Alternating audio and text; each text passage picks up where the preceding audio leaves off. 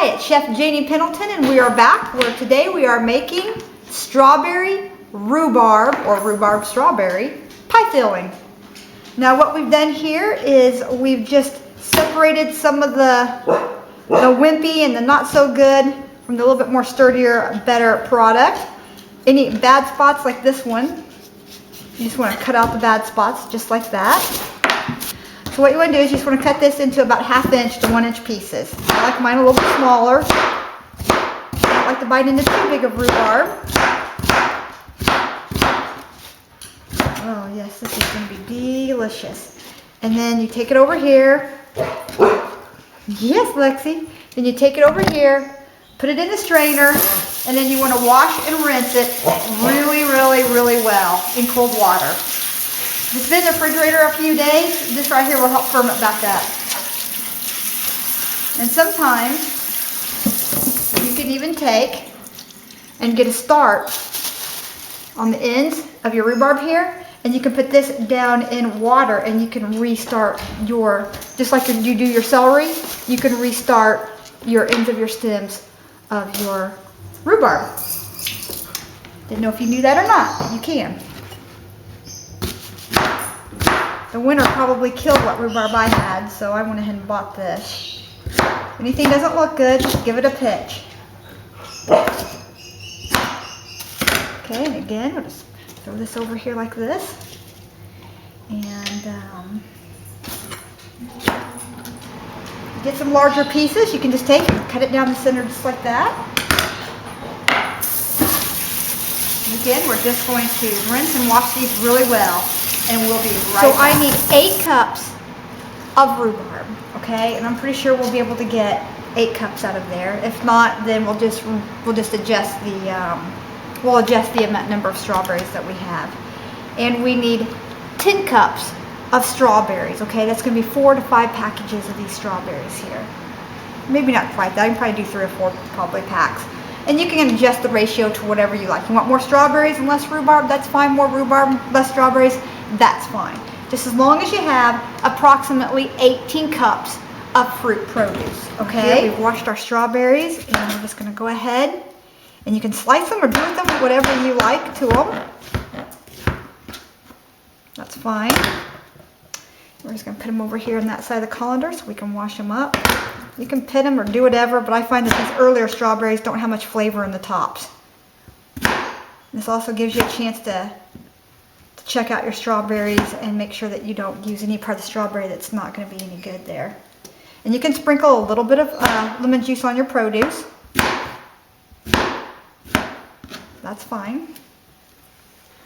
I did pre-wash these. You can wash these. These actually have strainer holes in them, so you can actually wash your strawberries from that. See how the top didn't have a lot of flavor in that? I'm going to cut off a little bit more. I want my strawberry rhubarb pie jam to have flavor. And the flavor is in the coloring in the fruit. Now that fruit right there doesn't look that good. I'll save that for eating later today. I don't want to.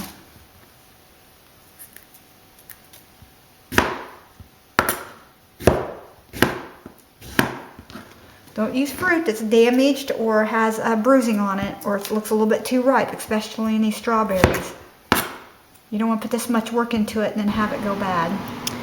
Okay, here we've ended up with 8 cups of strawberries, and we ended up here with 10 cups of 9 to 10 cups of rhubarb. So it was the opposite for us, but that's fine as long as we've got 18 cups of fruit and produce. Okay, we have our glass jars. These are 1.5 pints. We're going to treat them like quarts. Okay, we have our lids on at 180 to 200 degrees. You can see it's just barely simmering. We're going to turn that back to low, and we're going to let these just really little bit of bubbles forming on them. If you have to, lift up the pan a little bit or pull it off your heat source a little bit. And we want to maintain that heat until we're ready to use them. No, probably don't leave them in here for any more than 30 minutes, but I'll leave them in for at least 10, okay? With that in mind, this right here is our water bath canner. We're just using a 16 quart stock pot today. And be sure and put a rack in the bottom.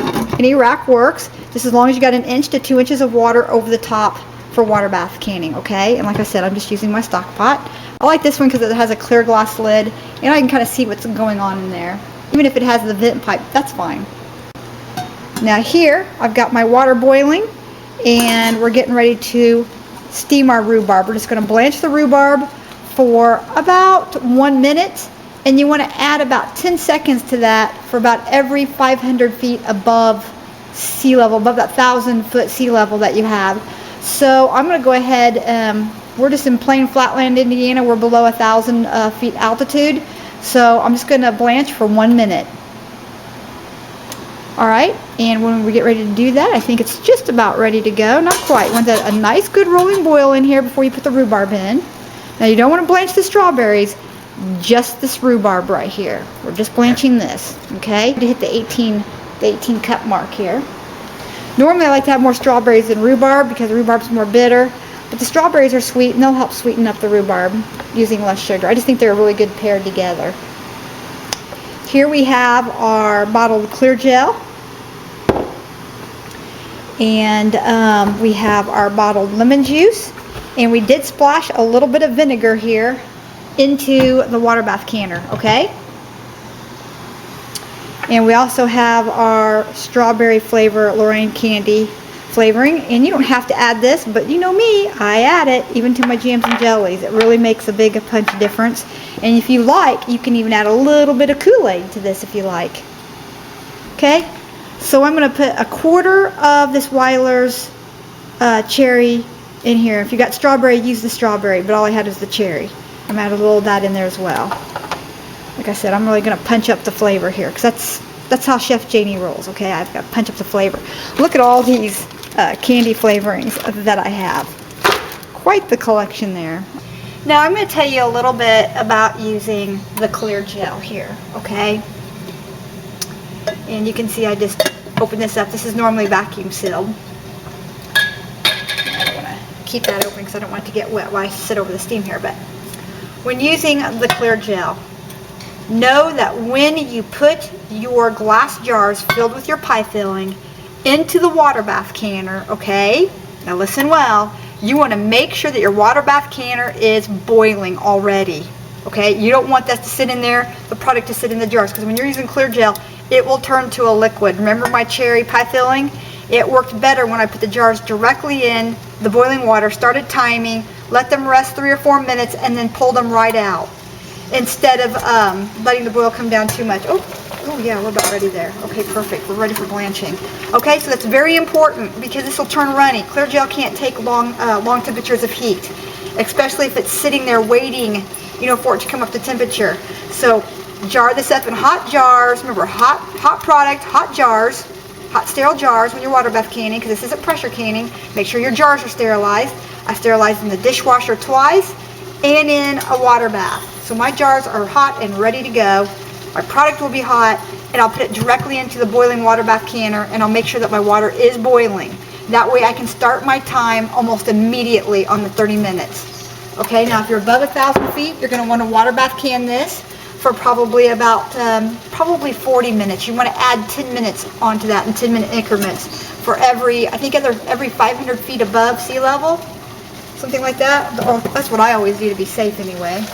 Now we're just going to go ahead and blanch. Hope you can see here from all the steam. We're going to go ahead and blanch the rhubarb. 1 minute. There we go. Make sure it's all in here. Keep this on the high heat.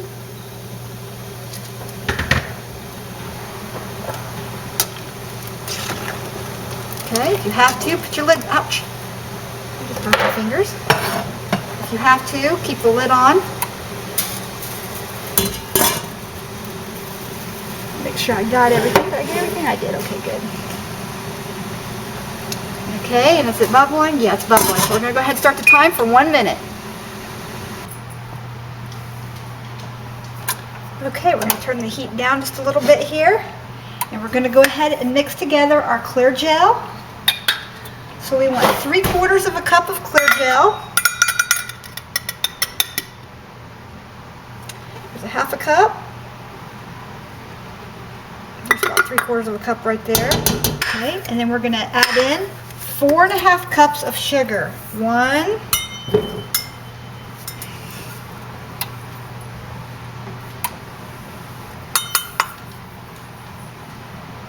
2, You can go as little as 3½ cups. There's 4½ cups of sugar. Okay, we're going to give this a stir together really well here. Remember to add your dry stuff first. And blend that sugar and that clear gel, not sure gel, but clear gel. We're going to blend that together. Now, I think we got that blended pretty well. You want this nice and powdery, no lumps left in it. And if there are a few lumps, they'll come out in just a minute. But I like to make sure that I get the lumps out right out front. Now what we're going to do here is we're going to add 3½ cups of water. Turn that heat back up. Take our whisk. Now we're going to whisk this together first. There we go. Perfect. Now we don't want this to burn, so keep this on a medium-low heat. Now we're going to go ahead and we're going to make our sauce first. So what I'm going to do here now is I'm going to go ahead and add a few drops. Well, I don't want to boil it yet. I'm going to go ahead and add our Weiler's cherry Kool-Aid. Now I'm just going to add about 1/4 to 1/2 of a package, not much. I don't want to ruin the taste of that strawberry and rhubarb flavoring together. This will just give it some nice color. You got really red strawberries. Of course, that will give it some color. This is going to be so, oh my God, that smells so good. This is just how I'm doing it. You don't have to add the Kool-Aid. You don't even have to add the Lorraine pieces here, but I'm going to go ahead, I'm going to add a few drops of the strawberry flavoring. Oh yeah, that smells good.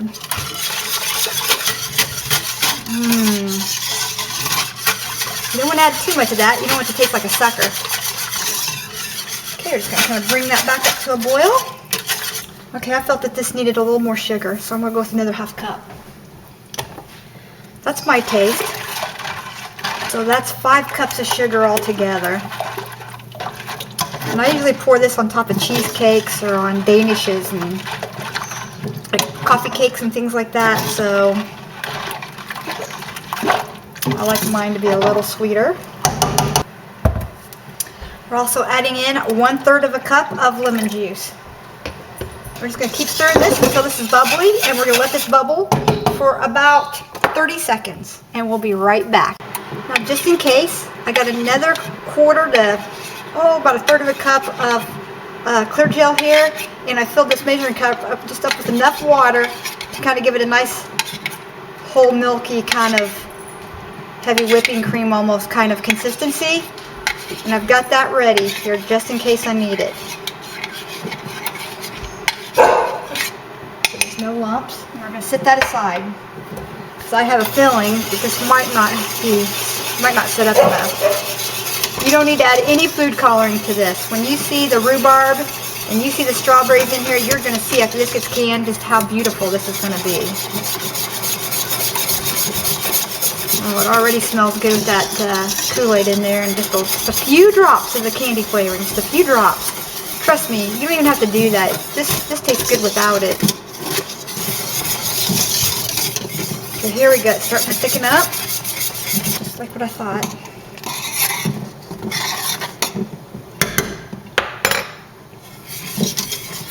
Go ahead and pour another 1/4 cup of that in there. Turn that real quick. We want this pretty thick.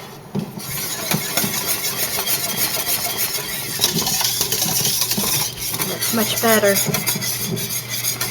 A canner, you can hear it bubbling away. It's ready to rock and roll. Perfect. A little bit. Okay, we're going to go ahead. I think that looks real good. I think we'll go ahead and put in my strawberries. There we go.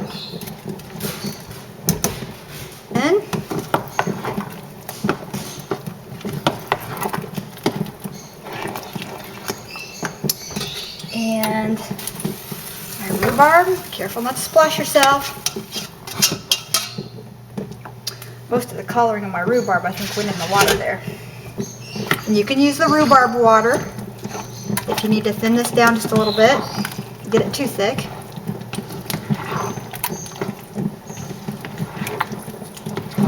give this a stir. We're going to simmer this for 2 minutes to kind of heat the berries through. Okay, and right here's this consistency that you want. Make sure that you can see that. See that? Let me get a non-slotted spoon here. Perfectly thick on that.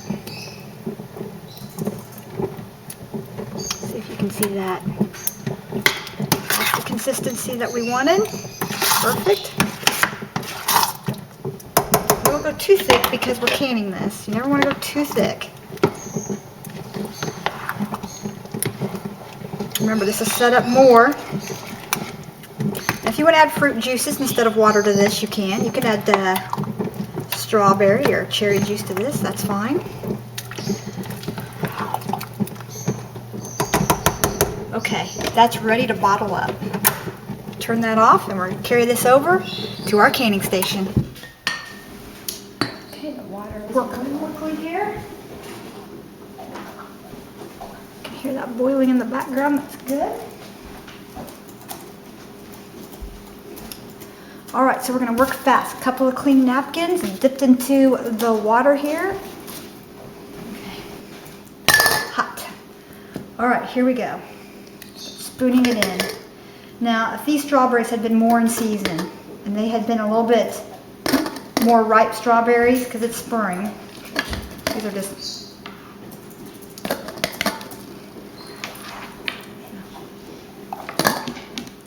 remember, we want about a 1/2 inch headspace on this.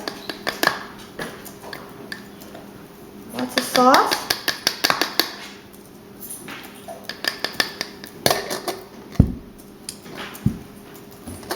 Oh, that's hot. And lots of fruit. Get the fruit nice and equal in here. Most of the coloring boiled out of the rhubarb when we blanched it. I might have blanched it a little too long. That's fine. This still is going to taste awesome. But like I said, if you get fruit that's more in season and not such an early spring fruit, you're going to get a redder coloring. You could add some red food coloring, but this made more than I thought it was going to. I didn't think I got enough jars clean for this. That's my dog ripping up her blanket. Be sure and debubble. I almost forgot to do that. Even if it's a soupy thing, you should still go ahead and debubble. Napkin, wipe the sticky rims really well. Get them all really clean here. Use a fresh napkin where you have to.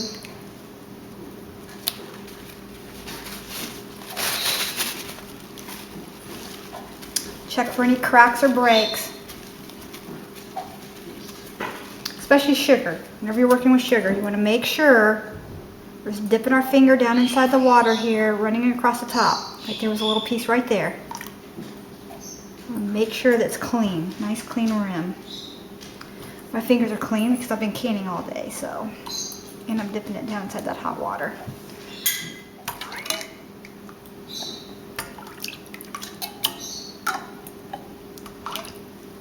Place on your lids. Finger tight on the rings. Right there. And remember, we don't want to put any of these into the canner because we're working with clear gel. You want to wait to put it into the canner. Finger tight. The reason being is clear gel doesn't hold up in the heat for very long, so you want to work with this pretty quickly, or this will turn to syrup. Here, we've got the water already really heavily boiling, and we're going to go ahead up. That in there like that. Now just a little bit. Then we're going to start our timing just as soon as we get all these in here and get them covered up.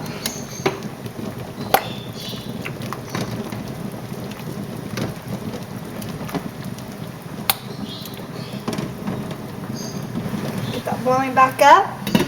Put the lid on. And as soon as this starts boiling again, we're going to time this for 30 minutes. Remember.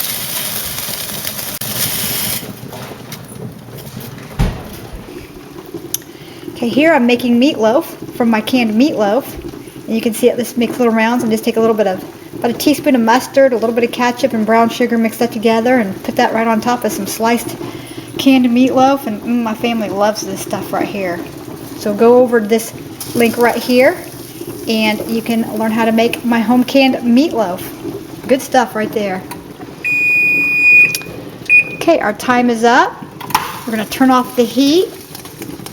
We're going to remove this from the burner and we're going to let this sit for 5 minutes. 3 to 5 minutes, that's fine. That's plenty. Time is up. We waited the 5 minutes. We're going to go ahead and take these out of the canner. Just tip and grab. Ooh, that is so beautiful. Look at that. Strawberry, rhubarb, pie filling.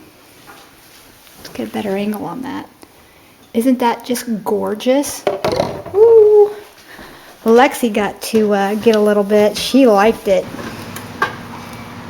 Okay, and here we have it. My strawberry rhubarb pie filling. Oh my gosh, my kitchen smells so good right now. Look how thick that is. It doesn't even tip. It's so thick. It's perfect. Okay, they're all starting to seal, and it looks like it worked. So, and this is the consistency that it should be when it cools. Like a thick jam or a jelly. Like that right there, like a thick jam. So when you cut into your pie, it should pretty much hold its shape. And the taste.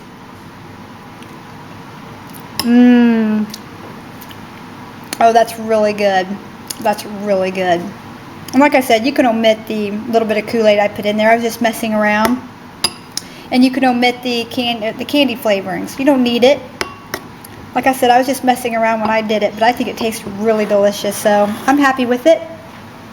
And this will be great in a pie, a cold refrigerator type pie with a little bit of whipped cream and a pre-baked pie shell. With some strawberries lined across the top, or a frosted homemade cream cheese Danish. This would be good even on toast. It would be delicious. On a cheesecake. Any place where you can think of using a cherry pie filling, a cold type cherry pie filling, this would be it. This is Chef Janie Pendleton and Lexi. Blessings. See blessings. Hello. This is Chef Janie Pendleton with my strawberry rhubarb pie filling. This is delicious, and if you love strawberries and rhubarb together, you're gonna love this recipe. Subscribe.